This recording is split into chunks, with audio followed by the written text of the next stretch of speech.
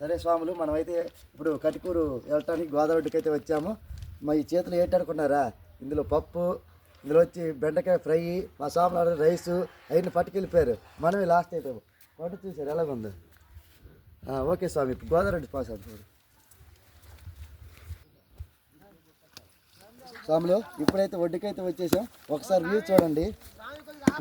మనం వెళ్ళాల్సిన గుడి అక్కడ ఉంది, అది చూడండి. అది వెళ్ళదు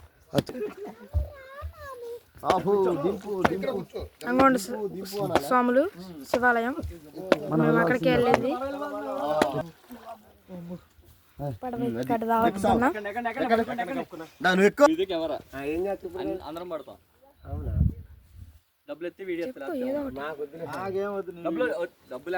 బోట్ అయితే స్టార్ట్ అయిందని చెప్పిన.